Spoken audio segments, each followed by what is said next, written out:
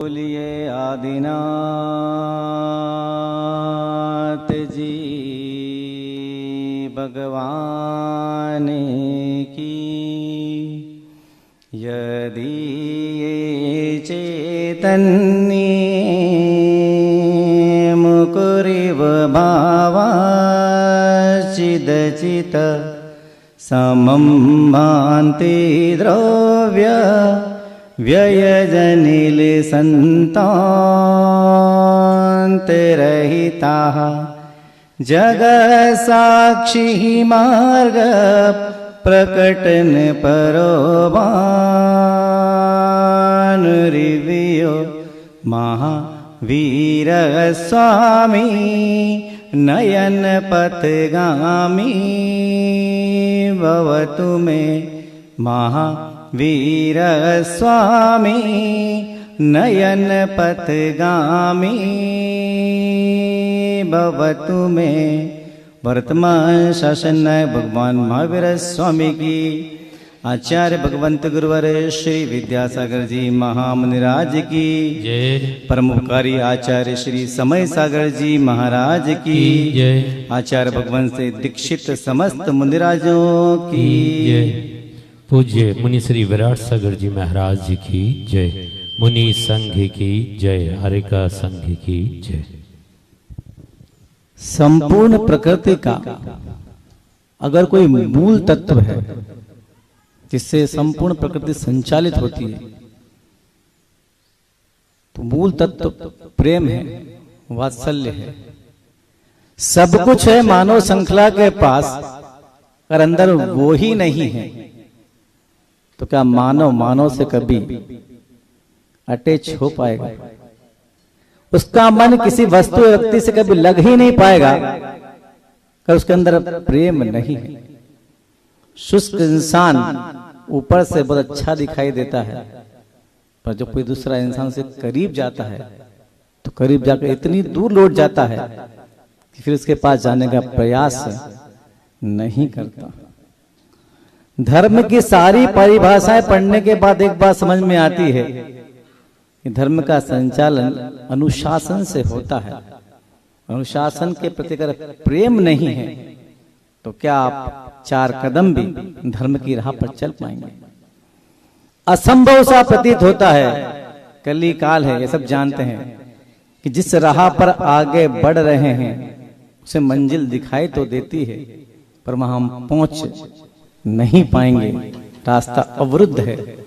फिर भी ऐसी क्या अंदर इच्छा है कि उस पे चले जा रहे हैं, क्योंकि हमें अपनी आत्मा से बहुत गहरा लगाव या प्रेम है कि रास्ता अवरुद्ध है उस अंतिम यात्रा तक पहुंचने का, फिर भी हम चल रहे हैं। तो कौन सा ऐसा प्रेम अपनी आत्मा से कि हम चले जा रहे हैं? संपूर्ण व्यवस्थाएं अगर सही रूप से चलाना है तो एक दूसरे के प्रति गहरा वात्सल्य, स्नेह और प्रेम होना बहुत जरूरी है। हम सब अध्यात्म जगत के लोग हैं, हमारा गृहस्थों की तरह कोई नाता तो नहीं है, पर एक गुरु की संतान है। वो सभी मुट्ठी बांधकर एक प्रेम की तरह, कुटुंब की तरह रहें। तो मेरा विश्वास है जिस तरह गुरु जी के शासन काल में इस संघ ने महती प्रभाव न की है, उससे कहीं ज्यादा ये संघ आज प्रभाव न कर सकता है। बस उसकी नींव, उसका मूल मंत्र है आपसी प्रेम। शास्त्र मैंने ज्यादा नहीं पढ़े, पर मैं शास्त्र ज्ञानों को बहुत ध्यान से पढ़ा। सारे सम्यक में सम्यक बता आज्ञा सम्यक, तो कि जो कह दिया अक्षरशः मान्य होना चाहिए। गुरु की आज्ञा और आगम की आज्ञा शिरोधार्य है। सब कुछ सुनने के बाद भी और समझने के बाद भी कोई नू नच करता है तो क्या वो आज्ञा सम्यक का पालन करता है? विचारणीय प्रश्न है। जब प्रेम मन में बसा के इस मार्ग पर निकले हैं तो फिर कहां से सारी बातें दिमाग में आ जाती है? आज्ञा सम्यक है, शिरोधार्य करके मस्तक झुका कर जी स्वीकार है। इतनी सी बात कहने में ऐसा कौन सा बहुत बड़ा पत्थर सर पर रख दिया जाता है कि गर्दन मूव नहीं कर पाती, ऐसा भी नहीं हो पाता। मन के भाव मात्र हैं। अरे गुरु तो मन में विराजमान है, गुरु अंतर में विराजमान है, वो सदा रहेंगे अंतिम सांस तक। क्या गुरु प्रतिमा के साथ साथ गुरु आज्ञा की प्रतिमा विराजमान नहीं हो पा रहे? क्या सोच रहे हैं? सोचने का तो प्रश्न होना ही नहीं चाहिए। जो कह दिया वो स्वीकार है। तब तक प्रेम अंदर नहीं जागेगा, तब तक अनुशासन एक कदम भी आगे नहीं बढ़ सकता।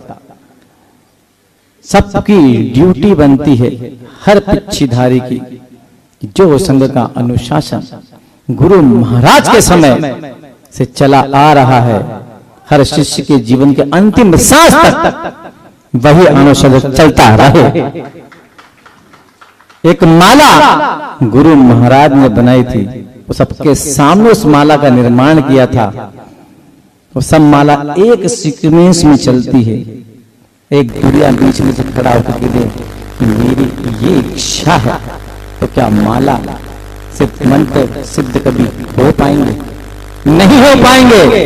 हर माला को, हर गुरु को यही कहना पड़ेगा जो आगे वाले ने कहा, वही बीच वाला कहेगा और वही उसके आगे वाला कहेगा, तभी वो मंत्र पूरा सिद्ध होगा। अन्यथा माला है, सारे मोती साथ में हैं, पर हर मोती के बीच में एक गठान भी तो है। वो गठान एक व्यक्तिगत स्वतंत्रता के लिए है, ताकि माला पर जब हाथ चलाएं तो वो स्मूथ चलता रहे। हाथ माला के गुरे पे रुकना चाहिए, गठान पर नहीं।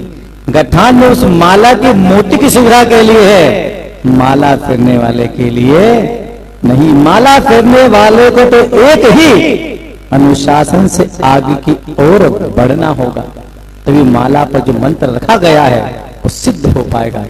वरना माला पूरी फेर ली जाएगी, मन बाजार में घूमेगा, मंत्र पूरा हो जाएगा, हाथ कुछ लगने वाला नहीं है।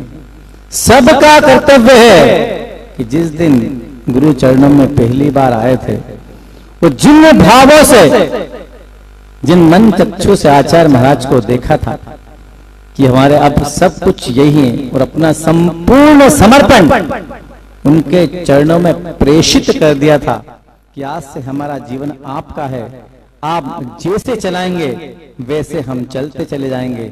और गुरु महाराज ने उपकार भी किया, जिसने जो मांगा उसको वो दिया। अरे एक माता पिता 2 संतान से ज्यादा पैदा करते थे, 3 संतान जब पैदा होते तो सर पे हाथ रखते, अरे इसको कैसे पाल लेंगे? पर सोचो गुरु महाराज की क्या जरूरत थी उनको। उनका छोटा सा संघ होता, 4-5 मुनियों का, खूब प्रभाव ना होता, पर जो भव्य जी उनके चरणों में आया और अपनी प्रार्थना की गुहार लगाई कि आपके चरणों में जगह दे दो, जैसे आप बने हुए हैं वैसे हमें बना दो। वो सोचते मैं क्यों पछड़े में पड़ूं, तुम्हारी तुम जानो मेरी मैं जानो, पर नहीं, जो जो उनके चरणों में गया सब पर दया की और वैसे ही बनाने का प्रयास किया जिससे वो थे। आज वो नहीं है हमारे बीच में, पर उनकी प्रतिछाया हमारे बीच में विराजमान है। हर शिष्य का ये कर्तव्य बनता है कि वो नहीं है, उनके द्वारा सिखाया गया आज्ञा सम्यक सबके पास सुरक्षित रहना चाहिए। ये बहुत जरूरी है कि एक अनुशासन, एक सूत्र और एक संघ, एक परंपरा, क्योंकि संघ किसका है? आचार्य विद्यासागर जी महामुनिराज का। उन्हीं की आज्ञा हर पिछीधारी को अपने सर पर सिरोधार्य करना है। इसमें किंतु परंतु के लिए कोई स्थान नहीं है। बस थोड़ी सी कसक एक मन में, एक प्रेम, एक वात्सल्य, एक समर्पण जो किसी कहीं टूट रहा हो उससे जगाना है। फिर ऐसा लगता है आचार्य महाराज भले साक्षात ना हो, पर आचार्य महाराज की प्रतिक्रिया स्थिति ही सामने विराजमान है। जब तक हम अपने अंदर गुरु के प्रति प्रेम नहीं जगाएंगे, हमारा धर्म ध्यान नहीं हो सकता। एक बहुत अच्छी कहानी मुझे याद आ रही है। चाणक्य और चंद्रगुप्त जब बार बार मगध पर आक्रमण करते थे, पाटलिपुत्र पर कई बार प्रयास किया और हार गए। हमेशा के प्रयास की तरह एक बार दोनों गए, हमला किया राज्य पर, फिर मार पिटाई हुई और दोनों भाग खड़े हो गए। भागते भागते पीछे देखा कि मगध की सेना उनके पीछे पड़ी हुई है और प्राण बचा के दोनों भाग रहे हैं। तो चाणक्य ने देखा कि आगे के थोड़ी दूर पे तालाब सा है, तो उन्होंने कहा चंद्रगुप्त से, चंद्र अब बचना मुश्किल है कि पीछे सेना लगी हुई है, जाके तालाब में छुप जाओ। तो चंद्र ने कहा गुरुजी कैसी बात करते हैं, आपको छोड़ के मैं अपने प्राण बचाने उसे चले जाऊं, आप छुप जाइए मैं आगे बढ़ता हूं। तो क्या मैंने कहा ना तुम पहले उस पे जाओ। दोनों घोड़े पे चलते जा रहे हैं, बहस करते जा रहे हैं। जब अंतिम आदेश दिया चाणक्य ने, बोला ना तुम आगे छुप जाओ उसके अंदर, गुरु की आज्ञा मानी और जाके चंद्रगुप्त उस तालाब में जाके छुप गया। अब जब सेना पास में आई तो चाणक्य तेजी से जंगल की तरफ गए। वहां कोई बाबा बैठा हुआ था, उसके कपड़े उठाए, भगवा बना पक्षी नीचे बैठ गए। जब सेना आई तो सेनापति ने पूछा कि बाबा आप यहाँ बैठे हुए हैं, आपने दो घुड़सवार को यहाँ जाते हुए देखा है? बोले हाँ देखा तो है। तो कहाँ है? बोले एक का तो पता नहीं, दूसरा वो छुपा पानी के अंदर, दूसरा वो पानी के ताले के अंदर छुपा हुआ तालाब के अंदर। जैसे इशारा किया तो सैनिक वहां तक पहुंचे और देखा कि एक कमल पुष्प की जो नाल होती है वो बाहर निकली हुई और कोई उसके सहारे पानी में छुपा हुआ। तो सैनिक उसको पकड़ने के लिए जैसे उतरने को हुए तो चाणक्य जो एक योगी के रूप में था, उसने कहा तुम ना समझ लोग हो, तुम्हें समझ में नहीं आता कोई चीज। बोले क्या हो गया बाबा? कि कपड़े पहन के पानी में जाओगे, गिले हो जाओगे तो? बात तो सही लॉजिकल बात है। तो कपड़े तो खोलो, कपड़े उतारो। तो कपड़े उतारे किनारे पे, वो जैसे उतरे तो चाणक्य ने दिया धक्का चारों को, गिर गया पानी में। वो चला चल चंद्र जल्दी आ जा। चंद्रगुप्त ने एक छलांग लगाई और पानी से बाहर निकल गया। कपड़े सबके समेटे सैनिकों के और दोनों घोड़ों पे सवार होके चलते बने। तो चाणक्य ने कुछ आगे निकलने पर पूछा चंद्रगुप्त से कि एक बात बता चंद्रगुप्त। बोले हाँ गुरुजी पूछो। बोले जब वो मुझसे पूछने आए थे सैनिक कि दो घुड़सवार को आपने जाते देखा है क्या, तो मैंने इशारा किया कि एक का तो मुझे पता नहीं है, दूसरा वो तालाब में छुपा हुआ है। तो बोले गुरुजी उस दृश्य में देख रहा था। सच में? हाँ। उनने आपसे पूछा, आपने हाथ का इशारा किया मेरी ओर, मैं सब देख रहा था। तो चाणक्य ने घोड़ा रोक दिया, उसका हाथ पकड़ा कि सच सच बता, जब मैंने हरकत की थी उस सैनिक को तेरा पता बताया था, तेरे मन में क्या आया था? ये कुछ नहीं आया था मेरे मन में। बोले तेरे प्राण संकट में थे, मैंने सैनिकों को तेरा पता बता दिया, वो पानी में छुपा हुआ है दूसरा घुड़सवार, वो आएंगे तुझे पकड़ लेंगे, तेरी हत्या भी कर सकते हैं। तब तो तेरे मन में मेरे प्रति कोई शंका जागी, कैसे गुरु है, खुद तो बच गए, मुझे फंसा जाएंगे। बोले क्या है तेरे मन में, सच सच बता। बोले मेरे मन में कोई बात आई नहीं। तो बोले कोई बात नहीं, अब तेरे मन की बता कि तेरे में आया क्या फिर? तो बोले गुरुजी मैं तो एक ही बात जानता हूं। बोले क्या जानता है? कि गुरु का जब जब हाथ उठता है शिष्य के कल्याण के लिए ही होता है। मेरा अंतिम भरोसा है मेरे समर्पण का कि आपने जो किया मेरे भले के लिए किया। कहानी सुनने में तो बहुत रोचक लगती, कहानी होती रोचक, पर क्या मन को रोचक लगती है? बोलिए। उसका कितना गहरा समर्पण था कि नंगी तलवार लिए सैनिक सामने खड़ा है, वो गुरु वही इशारा करा कि वो छुपा, दूसरा बदमाश पकड़ लो उसको जाके। उस घटना के बाद भी उस चंद्रगुप्त के मन में अपने गुरु के प्रति कितना गहरा समर्पण, मेरा गुरु जो भी करेगा मेरे लिए बहुत उत्तम करेगा। क्या सब कुछ पाने के बाद भी हमने समर्पण दे दिया, उसके बाद भी क्या चंद्रगुप्त की तरह हमारे मन की भावनाएं वैसे प्रदीप्त होती हैं? पूछिए अपने आप से कि आप कहां खड़े हैं। जब एक बार समर्पण दे दिया तो फिर दूसरी बार प्रश्न क्यों उठ जाता है मन में? सर्वथा अनुचित है, ये कार्य नहीं होना चाहिए। अब गुरुजी नहीं रहे, ये बात सच है, तो गुरु की तरह, गुरु की वैसी छाया आज भी हम सब पर आचार्य समय सागर जी महाराज के रूप में हमारे मस्तक पर विराजमान है। ये गुरु का दिया वरदान है जो हर शिष्य को अक्षरशः गुरु का आदेश मानकर स्वीकार करना है, क्योंकि तुम अपना समर्पण पहले गुरु के चरणों में दे चुके हो। आज्ञा संयुक्त किसे कहते हैं बताइए, इसकी क्या परिभाषा बनती है? अंतिम सांस तक जब तक गुरु का हर शिष्य धरा पर विराजमान है, अपने हाथ में पिछी कमंडल लिए हुए, एक क्षण भी उसके मन में शंका नहीं जागना चाहिए कि why no answer of the why, क्यों का कोई उत्तर किसी के पास नहीं है। जो है आज्ञा सम्यक्त है। अपने समर्पण को इतने गहरे से समर्पित कर दो कि मन से क्यों ही निकल जाए। आप क्या सोचते हैं? क्या गुरु ही प्रेम करते हैं, शिष्य प्रेम नहीं करता? अरे गुरु प्रेम नहीं करते तो क्या शिष्य वहां तक पहुंच पाता जहां तक पहुंचना चाहता था? गुरु का प्रेम ऐसा बांध देता है कि जीवन में सब कुछ छूट जाए, सब कुछ चला जाए, बस गुरु जी रह जाएं। कोई छोड़ना चाहता है गुरु को? जिस तरह शिष्य प्रेम करता है अपने गुरु से, वैसा गुरु भी शिष्य से प्रेम करते हैं। एक कहानी फिर याद आई।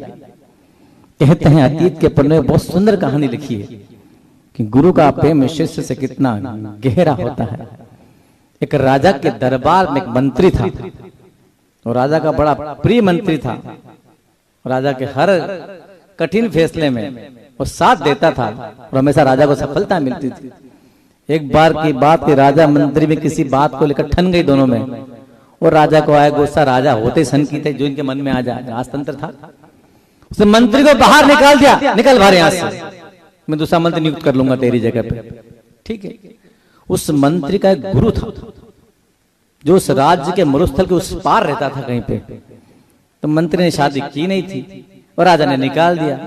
तो मंत्री को लगा छोड़ो, ये राजा की बहुत सेवा कर ली हमने, जब निकाल दिया तब जीवन गुरु के पास ही बिताएंगे। तो उस मंत्री ने 20 ऊंट में अपनी सारी संपत्ति, सोना चांदी हीरा जवाहर जो भी उसने इकट्ठा किया था इतने सालों में, 20 ऊंट पर लाद कर उस नगर से निकला और मरुस्थल को उस पार जहां उसके गुरु रहते थे उनसे मिलने चल पड़ा कि अब गुरु के पास ही रहेंगे, चलो। उधर उस गुरु के पास, उस मंत्री के गुरु के पास एक याचक पहुंचा। वो बड़ा पहुंचा फकीर था वो गुरु। वो याचक पहुंचा और याचक ने कहा कि बड़ा नाम सुना तेरी फकीरी का, कुछ मेरा भला कर दे। तो उसने पूछा क्या चाहता है? बोले मेरी बेटी की शादी है और तेरे दरबार पर तो बहुत सारी भेंट आती है, कुछ दे दे तो मेरी बेटी का निकाह हो जाए। कि ठीक है 3 दिन रुक जा, अगर कुछ आता है तुझे दे दूंगा। ठीक। 1 दिन बीता, 2 दिन बीता, 3 दिन बीता। इधर वो शिष्य अपनी पूरी संपत्ति ऊंटों पर लादकर मरुस्थल के रास्ते उस ओर जाने के लिए प्रयासरत है। इधर याचक के दिन बीत रहे हैं। तो अंतिम दिन आ गया तो उसको निकलना था याचक को। तो कहते हैं ना किस्मत खराब हो, राजस्थान में कहावत है, किस्मत खराब हो तो आदमी भले ऊंट पे बैठा हो तो कुत्ता काट लेता है उसको। किस्मत है। वो सोचे कैसी मेरी किस्मत है, इतना बड़ा फकीर और मेरी किस्मत देखो 3 दिन से कुछ को देने नहीं आया इसको, कोई भेंट नहीं है इसके चरणों में। तो बड़ा मन महसूस के उसके पास पहुंचा और बोला कि फकीर कुछ दे दे। अब फकीर बड़ा सुस्त हो गया बेचारा, क्या करे वो, क्या दे सो। तो उसको अपनी जूतियां दिखाई दी।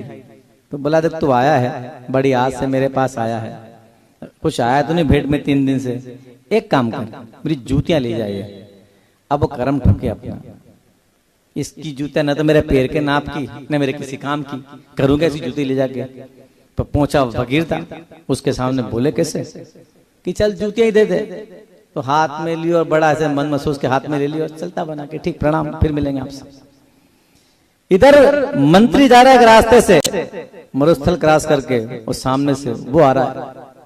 जैसे ही दोनों मिड में बीच में आए तो मंत्री ने अपने सेवकों से कहा कि पूरा सुनसान मरुस्थल है, गर्म हवाएं चल रही है, इन हवाओं में मेरे गुरु की खुशबू क्यों आ रही मुझे?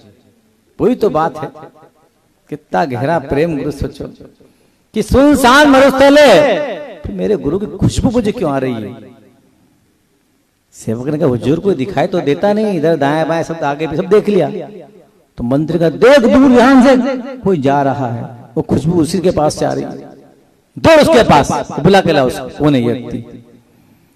वो सेवक पूछा कि हमारे मालिक ने बुलाया, चलिए आप। मैं क्यों जाऊं? बोले बहुत बड़ा मंत्री था, चल। तो समय का मारा था बेचारा, मिल जाएगा, चलो उससे मिल लेते हैं, ये तो घर तो जाना ही अपने। जैसे जैसे उसे कदम उस मंत्री की तरफ बढ़ रहे हैं, खुशबू की और तीव्रता बढ़ती जा रही है। जैसे ही पास में आया, अब मंत्री को यकीन हो गया कि हो ना हो ये मेरे गुरु के पास से लौट के आ रहा है। तो उसने पूछा कि भाई याचक फकीर के पास गए थे? बोले हाँ भैया गया तो था। बोले क्यों गए थे? बोले मेरी बेटी की शादी है, गरीब आदमी हूँ, फकीर का नाम सुना था, कुछ मिल जाता तो उसका निकाह कर देता मैं अच्छे से। बोले क्या मिला? अरे भैया क्या बता, मिला तो कुछ नहीं, ये तो जूतियां मिली है, ये 2 जूतियां मिली है। अच्छा, जैसे वो जूतियां उसने दिखाई, उस मंत्री शिष्य के आंख में आंसू भरा है कि मेरे गुरु की जूतियां। उसने कहा ये जूतियां मुझे दोगे? तो उसके तो किसी नाप की भी नहीं थी और काम की भी नहीं थी, कि भाई तू ले ले। उसने जूतियां ऐसे ली जैसे कोई षडावश्य का पालन करने वाला श्रावक भगवान की पूजा करते समय श्री जी को हाथ में लेता है। वो जूतियां हाथ में ली और अपने सर पर विराजमान कर ली। वो याचक सोच रहा था, एक वो मिला था, दूसरा ये मिला, ये जूती में राज क्या है? सर पे विराजमान कर ली। वो याचक के चरणों में झुक के बोला, तुझे क्या चाहिए? बोले हुजूर मुझे क्या चाहिए, बेटी की शादी करना उतना चाहिए बस। बोले 20 ऊंट देख रहा है? बोले हाँ दिख रहे हैं। बोले भरा पड़ा इनके अंदर, ये तेरे लिए पर्याप्त है? उसकी तो आंखें फटी रह गई। 20 ऊंट पे सोना चांदी हीरा जवाहरात, पर पूछता है इतना पर्याप्त है? इतना पर्याप्त है कि हुजूर क्या बोलूं मैं आपसे, कि ले जा, सब ले जाए और मेरे सेवक भी ले जा। एक बार में मात्र 2 गुरु की जूती सर पे रखते ही सब कुछ जीवन भर की संपत्ति जो उसने कमाई थी, उस मंत्री शिष्य ने सब की सब दे दी और पांव पैदल चल के गुरु की ओर बढ़ता चला गया। मध्याह्न का समय था, गुरु ध्यान से उठे ही थे और वो मंत्री शिष्य गुरु के आश्रम के दरवाजे पर जाकर खड़ा हो गया। जैसे ही शिष्य पहुंचा, वो गुरु की नजर उसके सर पे रखे जूती की तरफ गई। गुरु की आंखें भर आई और शिष्य के पास जाकर पूछे कि सच सच बता, इस 2 जूती की कीमत तूने क्या चुकाई है? इस 2 जूती की कीमत तूने क्या चुकाई है? और बात बताने से पहले उस शिष्य ने जूती गुरु के चरणों में रखी, अपने हाथ से उनके पद कमल को पकड़ के जूती पहनाई और इतना कहा कि गुरुदेव मेरे पास था ही क्या देने के लिए, था ही क्या मेरे पास देने के लिए? जीवन भर में जो बहुत थोड़ा कमाया था इस जूती के सामने रख दिया, दे दिया, मेरे पास था ही देने के लिए क्या था? इतना अगाध प्रेम अपने गुरु से कि अपने जीवन की संपूर्ण दौलत 2 जूती में दे दी। जब वो गुरु मरने को हुआ तो मरते मरते उस गुरु ने अंतिम वाक्य कहा था कि मेरे मरने के बाद मेरे कब्र के पास मेरे से शिष्य को आने मत देना, मेरे मरने के बाद मेरी कब्र के पास मेरे शिष्य को आने मत देना, कहीं ऐसा ना हो इससे मिलने की उतावली में मेरी कब्र फट पड़े। तो शिष्य क्या सोचता है कि वो ही गुरु से प्रेम करता है। अरे गुरु से प्रेम करके तो देखो, गुरु इतना प्रेम करते हैं, इतना प्रेम करते हैं कि शिष्य अलमस्त होकर जीवन जीता है, उसके जीवन की सारी चिंताएं वो गुरु पालते हैं। तो हर शिष्य का कर्तव्य है कि गुरु तुल्य गुरु से प्रेम करे, तभी ये जीवन बहुत अच्छे से संचालित होगा। किंतु परंतु को स्थान न दे, सिर्फ एक सूत्र में रहे कि गुरु आज्ञा भगवान आज्ञा पर्याप्त एक जीवन जीने के लिए ज्यादा दिमाग लगाने की आवश्यकता किसी को नहीं है। और एक अपने जीवन का सच में बताता हूं, When I was in first time 1999 मैं नेमावर में था। मैं उस समय धर्म नहीं जानता था कि क्या होता है सब चीजें। तो मैं पहली बार व्रत लेने की भावना से अपने नन्हे स्थान से नेमावर पहुंचा, तो पूज्य ज्येष्ठ महाराज समय सागर यहाँ के कक्ष में पहुंचा था। और जाके मैं खड़ा हो गया उनके सामने, वो मुझे देख रहे थे कौन आया ये। मैं नमोस्तु किया और मैं कुछ समझता ही होता क्या है। मैंने कहा मुझे आपसे व्रत चाहिए। तो महाराज मुस्कुराए और बोले कि हम व्रत नहीं देते, व्रत आचार्य श्री देते हैं। अच्छा वो देते हैं क्या? हमें क्या पता कौन देता है, हम जानते ही नहीं थे। तो मैंने अपने जीवन का पहला निवेदन ज्येष्ठ श्रेष्ठ मुनि समय सागर जी महाराज के चरणों में ही किया था। कृपा गुरु जी की इतनी अच्छी रही, स्वीकार किया। और पहले दिन से हमने जिनवाणी का जो अध्ययन शुरू किया वो भी पूज्य समय सागर जी महाराज की ही कृपा से किया कि हर चीज उन्हीं ने सिखाई हम लोगों को। तो कितना सौभाग्य है कि गुरु जी तो अब चले गए, ये बात तो बिल्कुल सच है, पर लगता ही नहीं है कि गुरु महाराज अब नहीं है। उनको देखते हैं तो ऐसा लगता है कि साक्षात गुरु महाराज सामने विराजमान ही है। कई बार हम लोग कंफ्यूज हुए हैं, आहार चिरा का समय हो रहा है और निकलने का है, कभी लेट आए मंदिर में और गुरु जी निकल जा चुके हैं। पूज्य आचार्य समय सागर जी महाराज खड़े हुए, तो पीछे से नहीं पहचान पाते थे कि गुरु जी कौन है। कई बार मैंने धोखा खाया है। तो वैसी की वैसी ही प्रकृति। और आज भी आचार्य महाराज से भूल गया, जब कहा कि प्रवचन करना है, क्योंकि मैंने कभी आपको बोलते देखा ही नहीं इतना। तो और ये बात सच है कि हम जब ब्रह्मचारी थे, हम 5-7 ब्रह्मचारी दिन भर उनके चरणों में बैठते थे, उनके रूम में लाइन से बैठे थे। दिन भर में कोई एक सेंटेंस बोला तो बोला महाराज ने। उनकी महाराज आचार्य महाराज की कितनी श्रम हो रहा आपका, सुबह से लेके शाम तक कितना समझाना पड़ता है। बोले करना तो है। कितनी सरलता उनके हृदय में कि एक एक शिष्य को बुलाकर कितना प्रेम वात्सल्य से उनकी सारी उलझनों को दूर करके उसे सही रास्ते पर चला रहे हैं। तो हम सबका यही कर्तव्य बनता है कि गुरु महाराज ने जो आदेश दिया, बस एक ही सूत्र, आज्ञा सम्यक का पालन हो। बोलिए आचार्य भगवंत गुरुवर श्री विद्यासागर जी महामुनिराज की, परम उपकारी आचार्य श्री समय सागर जी महाराज की। बोधि समाधि बोधि समाधि परिणाम शुद्धि स्वात्मोपलब्धि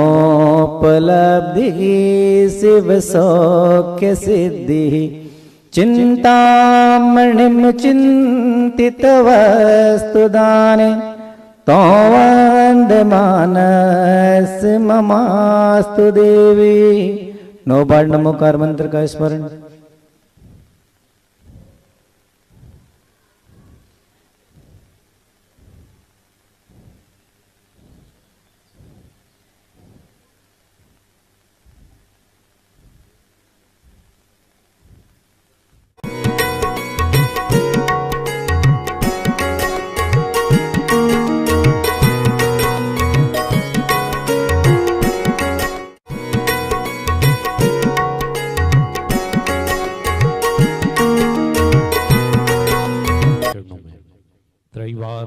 नमोस्तु निवेदित करते हुए निवेदन करेंगे। अपनी मांगलिक देशना के माध्यम से हम सभी भक्तों को ओतप्रोत करने की कृपा करें। हे स्वामी जी, नमोस्तु नमोस्तु नमोस्तु। बोलिए आदिनाथ जी भगवान की। यदि ये चैतन्य मुकुरिव भावाचिदचित समं भान्ति द्रव्य व्ययजनिलसन्तान्तरहिताः जगत्साक्षी मार्ग प्रकटन परोभानुरिव्यो महावीर स्वामी नयन पथगामी भवतु मे महावीर स्वामी नयन पथगामी भवतु मे। वर्तमान शासन भगवान महावीर स्वामी की, आचार्य भगवंत गुरुवर श्री विद्यासागर जी महामुनिराज की जय। परमोपकारी आचार्य श्री समय सागर जी महाराज की जय। आचार्य भगवंत से दीक्षित समस्त मुनिराजों की जय। पूज्य मुनि श्री विराट सागर जी महाराज जी की जय। मुनि संघ की जय। हरे का संघ की जय। संपूर्ण प्रकृति का अगर कोई मूल तत्व है जिससे संपूर्ण प्रकृति संचालित होती है तो मूल तत्व प्रेम है, वात्सल्य है। सब कुछ है मानव श्रृंखला के पास, पर अंदर वो ही नहीं है तो क्या मानव से कभी अटैच हो पाएगा? उसका मन किसी वस्तु व्यक्ति से कभी लग ही नहीं पाएगा अगर उसके अंदर प्रेम नहीं है। शुष्क इंसान ऊपर से बहुत अच्छा दिखाई देता है, पर जब कोई दूसरा इंसान से करीब जाता है तो करीब जाकर इतनी दूर लौट जाता है कि फिर उसके पास जाने का प्रयास नहीं करता। धर्म की सारी परिभाषाएं पढ़ने के बाद एक बात समझ में आती है कि धर्म का संचालन अनुशासन से होता है। अनुशासन के प्रति अगर प्रेम नहीं है तो क्या आप 4 कदम भी धर्म की राह पर चल पाएंगे? असंभव सा प्रतीत होता है। कली काल है, ये सब जानते हैं कि जिस राह पर आगे बढ़ रहे हैं उसे मंजिल दिखाई तो देती है, पर वहां हम पहुंच नहीं पाएंगे, रास्ता अवरुद्ध है। फिर भी ऐसी क्या अंदर इच्छा है कि उस पे चले जा रहे हैं, क्योंकि हमें अपनी आत्मा से बहुत गहरा लगाव या प्रेम है कि रास्ता अवरुद्ध है उस अंतिम यात्रा तक पहुंचने का, फिर भी हम चल रहे हैं। तो कौन सा ऐसा प्रेम अपनी आत्मा से कि हम चले जा रहे हैं? संपूर्ण व्यवस्थाएं अगर सही रूप से चलाना है तो एक दूसरे के प्रति गहरा वात्सल्य, स्नेह और प्रेम होना बहुत जरूरी है। हम सब अध्यात्म जगत के लोग हैं, हमारा गृहस्थों की तरह कोई नाता तो नहीं है, पर एक गुरु की संतान है। वो सभी मुट्ठी बांधकर एक प्रेम की तरह, कुटुंब की तरह रहें। तो मेरा विश्वास है जिस तरह गुरु जी के शासन काल में इस संघ ने महती प्रभाव न की है, उससे कहीं ज्यादा ये संघ आज प्रभाव न कर सकता है। बस उसकी नींव, उसका मूल मंत्र है आपसी प्रेम। शास्त्र मैंने ज्यादा नहीं पढ़े, पर मैं शास्त्र ज्ञानों को बहुत ध्यान से पढ़ा। सारे सम्यक में सम्यक तथा आज्ञा सम्यक तो कि जो कह दिया अक्षरशः मान्य होना चाहिए। गुरु की आज्ञा और आगम की आज्ञा सिरोधार्य है। सब कुछ सुनने के बाद भी और समझने के बाद भी कोई नू नच करता है तो क्या वह आज्ञा सम्यक का पालन करता है? विचारणीय प्रश्न है।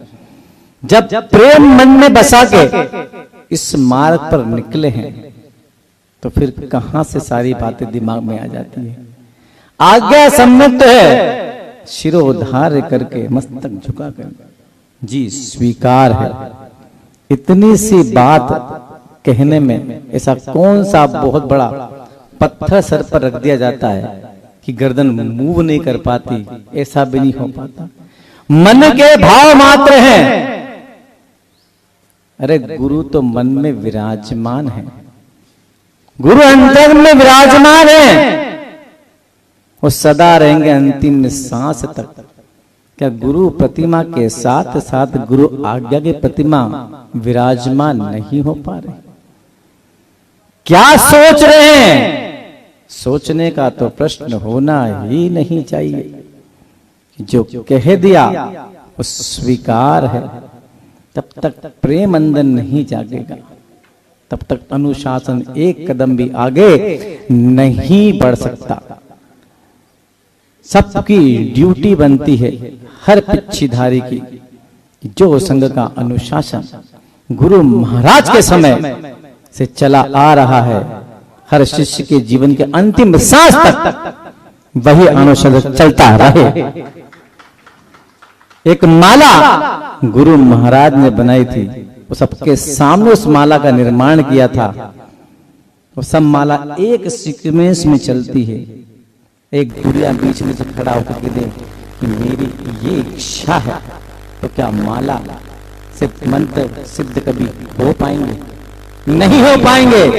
हर माला को, हर गुरु को यही कहना पड़ेगा जो आगे वाले ने कहा, वही बीच वाला कहेगा और वही उसके आगे वाला कहेगा, तभी वो मंत्र पूरा सिद्ध होगा।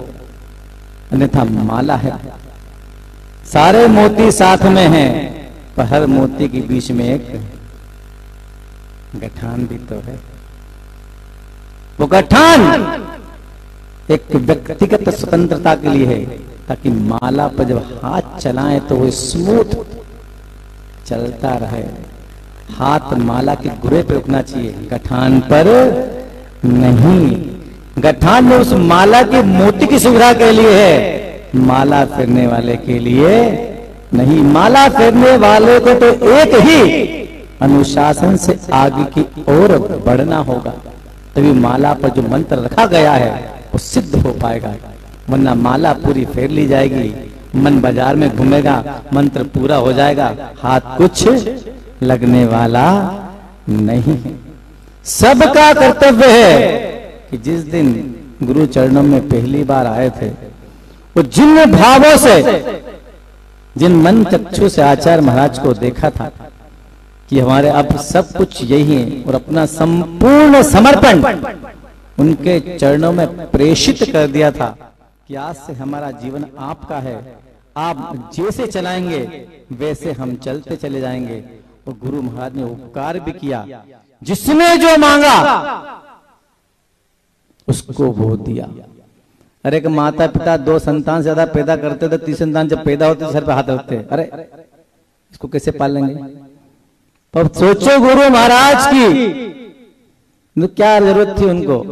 उनका छोटा सा संघ होता 4-5 मुनियों का, खूब प्रभाव ना होता। पर जो भव्य जी उनके चरणों में आया और अपनी प्रार्थना की गुहार लगाई कि आपके चरणों में जगह दे दो, जैसे आप बने हुए हैं वैसे हमें बना दो। वो सोचते मैं क्यों पछड़े में पड़ूं, तुम्हारी तुम जानो मेरी मैं जानो। पर नहीं, जो जो उनके चरणों में गया सब पर दया की और वैसे ही बनाने का प्रयास किया जिससे वो थे। आज वो नहीं है हमारे बीच में, तो उनकी प्रति छाया हमारे बीच में विराजमान है। हर शिष्य का ये कर्तव्य बनता है कि वो नहीं है, उनके द्वारा सिखाया गया आज्ञा सम्यक सबके पास सुरक्षित रहना चाहिए। ये बहुत जरूरी है कि एक अनुशासन, एक सूत्र और एक संघ, एक परंपरा। क्योंकि संघ किसका है? आचार्य विद्यासागर जी महाबलिराज का। उन्हीं की आज्ञा हर पिच्छीधारी को अपने सर पर सिरोधार्य करना है।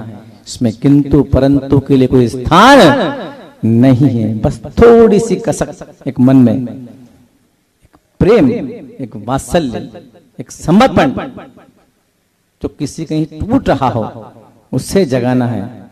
फिर ऐसा लगता है आचार्य महाराज भले साक्षात ना हो, पर आचार्य महाराज की प्रतिक्रिया ही सामने विराजमान है। जब तक हम अपने अंदर गुरु के प्रति प्रेम नहीं जगाएंगे, हमारा धर्म ध्यान नहीं हो सकता। एक बहुत अच्छी कहानी मुझे याद आ रही है। चाणक्य और चंद्रगुप्त जब बार बार मगध पर आक्रमण करते थे, पाटलिपुत्र पर कई बार प्रयास किया और हार गए। हमेशा के प्रयास की तरह बार दोनों गए, हमला किया राज्य पर, फिर मार पिटाई हुई और दोनों भाग खड़े हुए। भागते भागते पीछे देखा कि मगध की सेना उनके पीछे पड़ी हुई है और प्राण बचा के दोनों भाग रहे हैं। तो चाणक्य ने देखा कि आगे के थोड़ी दूर पे तालाब सा है, तो उन्होंने कहा चंद्रगुप्त से, चंद्र अब बचना मुश्किल है कि पीछे सेना लगी हुई है, जाके तालाब में छुप जाओ। तो चंद्र ने कहा गुरुजी कैसी बात करते हैं, आपको छोड़ के मैं अपने प्राण बचाने उसे चले जाऊं, आप छुप जाइए मैं आगे बढ़ता हूं। तो क्या मैंने कहा ना तुम पहले उस पे जाओ। दोनों घोड़े पे चलते जा रहे, बहस करते जा रहे हैं। जब अंतिम आदेश दिया चाणक्य ने, बोला ना तुम्हें जब तुम्हें छुप जाओ उसके अंदर, गुरु की आज्ञा मानी और जाके चंद्रगुप्त उस तालाब में जाके छुप गया। अब जब सेना पास में आई तो चाणक्य तेजी से जंगल की तरफ गए। वहां कोई बाबा बैठा हुआ था, उसके कपड़े उठाए, भगवा बिना पक्षी नीचे बैठ गए। जब सेना आई तो सेनापति ने पूछा कि बाबा आप यहाँ बैठे हुए हैं, आपने दो घुड़सवार को यहाँ जाते हुए देखा है? बोले हाँ देखा तो है। तो कहाँ है? बोले एक का तो पता नहीं, दूसरा वो छुपा पानी के अंदर, दूसरा वो पानी के ताले के अंदर छुपा हुआ तालाब के अंदर। जैसे इशारा किया तो सैनिक वहां तक पहुंचे और देखा कि एक कमल पुष्प की जो नाल होती है वो बाहर निकली हुई और कोई उसके सहारे पानी में छुपा हुआ। तो सैनिक उसको पकड़ने के लिए जैसे उतरने को हुए तो चाणक्य जो एक योगी के रूप में था, उसने कहा तुम ना समझ लोग हो, तुम्हें समझ में नहीं आता कोई चीज। बोले क्या हो गया बाबा? कि कपड़े पहन के पानी में जाओगे, गिले हो जाओगे तो? बात तो सही लॉजिकल बात है। तो कपड़े तो खोलो, कपड़े उतारो। तो कपड़े उतारे किनारे पे, वो जैसे उतरे तो चाणक्य दिया धक्का चारों को, गिर गया पानी में। वो चिल्लाया चल चंद्र जल्दी आ जा। चंद्रगुप्त ने एक छलांग लगाई और पानी से बाहर निकल गया। कपड़े सबके समेटे सैनिकों के और दोनों घोड़ों पे सवार होके चलते बने। तो चाणक्य ने कुछ आगे निकलने पर पूछा चंद्रगुप्त से कि एक बात बता चंद्रगुप्त। बोले हाँ गुरुजी पूछो।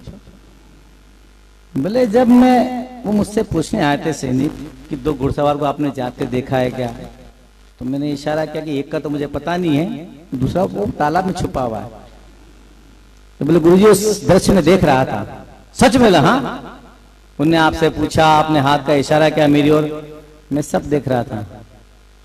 तो चाणक्य ने घोड़ा रोक दिया, उसका हाथ पकड़ा कि सच सच बता, जब मैंने हरकत की थी उस सैनिक को तेरा पता बताया था, तेरे मन में क्या आया था? ये कुछ नहीं आया था मेरे मन में। बोले तेरे प्राण संकट में थे, मैंने सैनिकों को तेरा पता बता दिया, वो पानी में छुपा हुआ है दूसरा घुड़सवार, वो आएंगे तुझे पकड़ लेंगे, तेरी हत्या भी कर सकते हैं।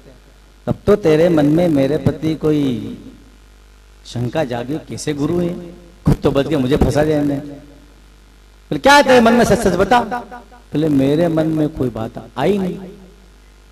तो बोले कोई बात नहीं, अब तेरे मन की बता कि तेरे में आया क्या फिर? तो बोले गुरुजी मैं तो एक ही बात जानता हूं। बोले क्या जानता है? कि गुरु का जब जब हाथ उठता है शिष्य के कल्याण के लिए ही होता है। मेरा अंतिम भरोसा है मेरे समर्पण का कि आपने जो किया मेरे भले के लिए किया। कहानी सुनने में तो बहुत रोचक लगती, कहानी होती रोचक, पर क्या मन को रोचक लगती है? बोलिए उसका कितना गहरा समर्पण था कि अनंगी तलवार लिए सैनिक सामने खड़ा है वो गुरु वही इशारा करा कि वो छुपा, दूसरा बदमाश पकड़ लो उसको जाके। उस घटना के बाद भी उस चंद्रगुप्त के मन में अपने गुरु के प्रति कितना गहरा समर्पण, मेरा गुरु जो भी करेगा मेरे लिए बहुत उत्तम करेगा। क्या सब कुछ पाने के बाद भी हमने समर्पण दे दिया, उसके बाद भी क्या चंद्रगुप्त की तरह हमारे मन की भावनाएं वैसे प्रदीप्त होती हैं? पूछिए अपने आप से कि आप कहां खड़े हैं। जब एक बार समर्पण दे दिया तो फिर दूसरी बार प्रश्न क्यों उठ जाता है मन में? सर्वथा अनुचित है, ये कार्य नहीं होना चाहिए। अब गुरुजी नहीं रहे, ये बात सच है, तो गुरु की तरह, गुरु की वैसी छाया आज भी हम सब पर आचार्य समय सागर जी महाराज के रूप में हमारे मस्तक पर विराजमान है। ये गुरु का दिया वरदान है जो हर शिष्य को अक्षरशः गुरु का आदेश मानकर स्वीकार करना है, क्योंकि तुम अपना समर्पण पहले गुरु के चरणों में दे चुके हो। आज्ञा सम्यक्त किसे कहते हैं बताइए, इसकी क्या परिभाषा बनती है? अंतिम सांस तक जब तक गुरु का हर शिष्य धरा पर विराजमान है, अपने हाथ में पिछी कमंडल लिए हुए, एक क्षण भी उसके मन में शंका नहीं जागना चाहिए कि why no answer of the why, क्यों का कोई उत्तर किसी के पास नहीं है। जो है आज्ञा सम्यक्त है। अपने समर्पण को इतने गहरे से समर्पित कर दो कि मन से क्यों ही निकल जाए। आप क्या सोचते हैं? क्या गुरु ही प्रेम करते हैं, शिष्य प्रेम नहीं करता? अरे गुरु प्रेम नहीं करते तो क्या शिष्य वहां तक पहुंच पाता जहां तक पहुंचना चाहता था? गुरु का प्रेम ऐसा बांध देता है कि जीवन में सब कुछ छूट जाए, सब कुछ चला जाए, बस गुरु जी रह जाएं। कोई छोड़ना चाहता है गुरु को? जिस तरह शिष्य प्रेम करता है अपने गुरु से, वैसा गुरु भी शिष्य से प्रेम करते हैं। एक कहानी फिर याद आई। कहते हैं अतीत के पन्ने में बहुत सुंदर कहानी लिखी है कि गुरु का प्रेम शिष्य से कितना गहरा होता है। एक राजा के दरबार में एक मंत्री था, और राजा का बड़ा प्रिय मंत्री था। राजा के हर कठिन फैसले में वो साथ देता था और हमेशा राजा को सफलता मिलती थी। एक बार की बात कि राजा मंत्री में किसी बात को लेकर ठन गई दोनों में, और राजा को आया गुस्सा। राजा होते सन की थे जो इनके मन में आ जाए, राजतंत्र था। उसने मंत्री को बाहर निकाल दिया, निकल बाहर यहां से, मैं दूसरा मंत्री नियुक्त कर लूंगा तेरी जगह पे। ठीक है। उस मंत्री का एक गुरु था जो उस राज्य के मरुस्थल के उस पार रहता था कहीं पे। तो मंत्री ने शादी की नहीं थी और राजा ने निकाल दिया। तो मंत्री को लगा छोड़ो, ये राजा की बहुत सेवा कर ली हमने, जब निकाल दिया तब जीवन गुरु के पास ही बिताएंगे।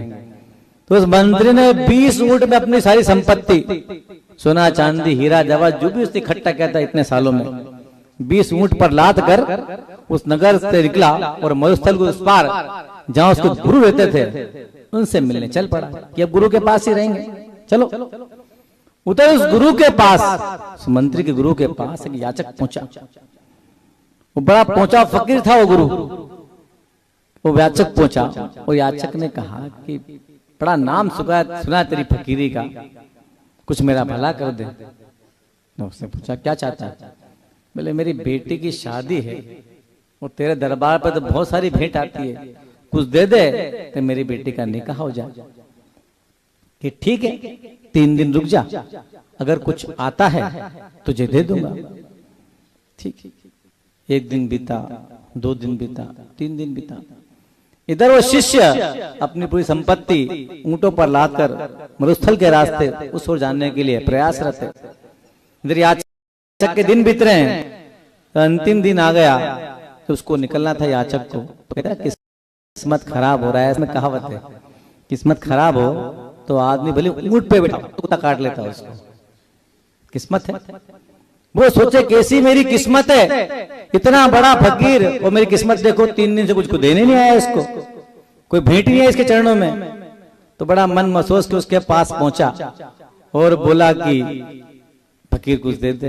अब फकीर बड़ा सुस्त हो गया बेचारा, क्या करे वो, क्या देश हो।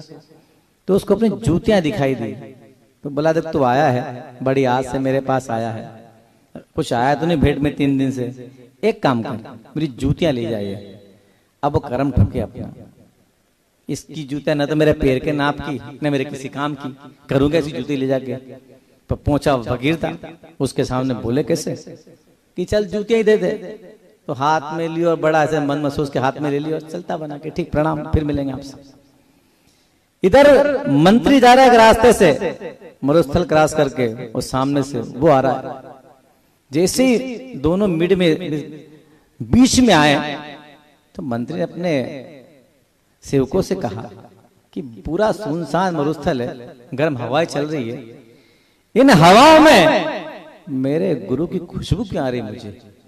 वही तो बात है, कितना गहरा प्रेम गुरु, सोचो कि सुनसान मरुस्थल है तो मेरे गुरु की खुशबू मुझे क्यों आ रही है।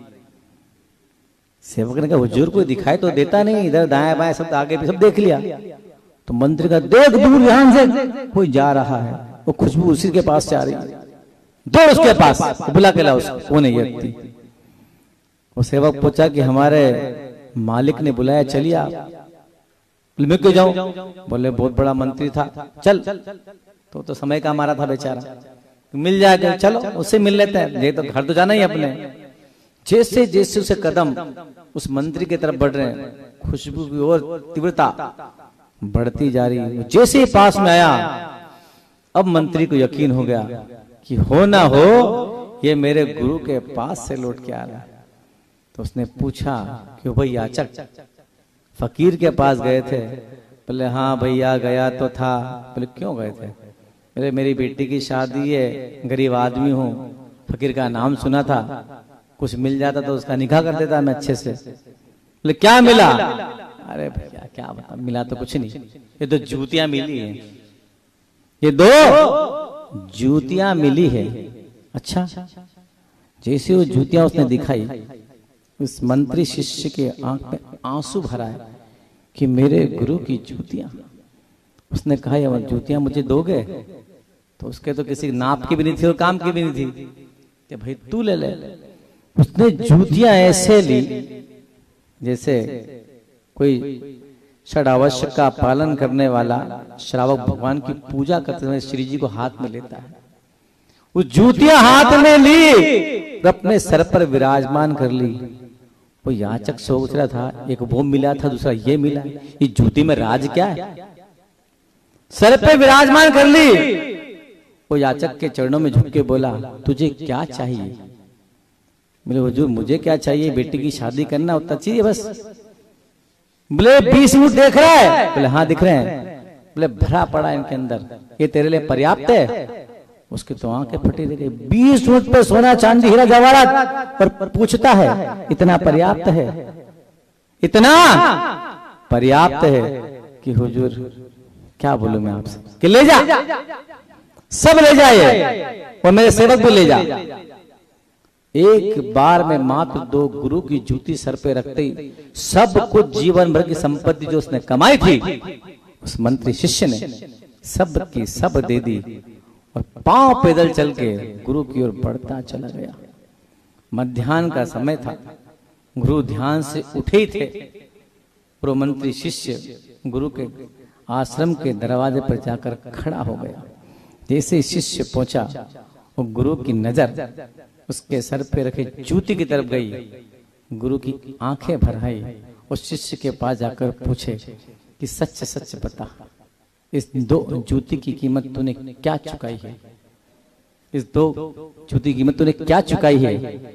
और बात बताने से पहले उस शिष्य ने जूती गुरु के चरणों में रखी, अपने हाथ से उनके पद कमल को पकड़ के जूती पहनाई और इतना कहा कि गुरुदेव मेरे पास था ही क्या देने के लिए, था ही क्या मेरे पास देने के लिए। जीवन भर में जो बहुत थोड़ा कमाया था इस जूती के सामने रख दिया, दे दिया, मेरे पास था ही देने के लिए क्या था।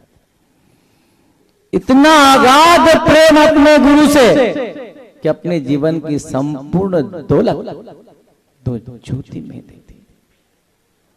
जब वो गुरु मरने को हुआ तो मरते मरते उस गुरु ने अंतिम वाक्य कहा था कि मेरे मरने के बाद मेरे कब्र के पास मेरे से शिष्य को आने मत देना। मेरे मरने के बाद मेरी कब्र के पास मेरे शिष्य को आने मत देना, कहीं ऐसा ना हो इससे मिलने की उतावली में मेरी कब्र फट पड़े। तो शिष्य क्या सोचता है कि वो ही गुरु से प्रेम करता है। अरे गुरु से प्रेम करके तो देखो, गुरु इतना प्रेम करते हैं, इतना प्रेम करते हैं कि शिष्य अलमस्त होकर जीवन जीता है, उसके जीवन की सारी चिंताएं वो गुरु पालते हैं। तो हर शिष्य का कर्तव्य है कि गुरु तुल्य गुरु से प्रेम करे, तभी ये जीवन बहुत अच्छे से संचालित होगा। किंतु परंतु को स्थान न दे, सिर्फ एक सूत्र में रहे कि गुरु आज्ञा भगवान आज्ञा पर्याप्त एक जीवन जीने के लिए ज्यादा दिमाग लगाने की आवश्यकता किसी को नहीं है। और एक अपने जीवन का सच में बताता हूं, when I was in first time 1999 में मैं नेमावर में था। मैं उस समय धर्म नहीं जानता था कि क्या होता है सब चीजें। जब मैं पहली बार व्रत लेने की भावना से अपने नन्हे स्थान से नेमावर पहुंचा तो पूज्य ज्येष्ठ महाराज समय सागर जी के कक्ष में पहुंचा था और जाके मैं खड़ा हो गया उनके सामने। वो मुझे देख रहे थे कौन आया ये। मैं नमोस्तु किया और मैं कुछ समझता ही होता क्या है। मैंने कहा मुझे आपसे व्रत चाहिए। तो महाराज मुस्कुराए और बोले कि हम व्रत नहीं देते, व्रत आचार्य श्री देते हैं। अच्छा वो देते हैं क्या? हमें क्या पता कौन देता है, हम जानते ही नहीं थे। तो मैंने अपने जीवन का पहला निवेदन ज्येष्ठ श्रेष्ठ मुनि समय सागर जी महाराज के चरणों में ही किया था। कृपा गुरु जी की इतनी अच्छी रही, स्वीकार किया और पहले दिन से हमने जिनवाणी का जो अध्ययन शुरू किया वो भी पूज्य समय सागर जी महाराज की ही कृपा से किया कि हर चीज उन्हीं ने सिखाई हम लोगों को। वो कितना सौभाग्य है।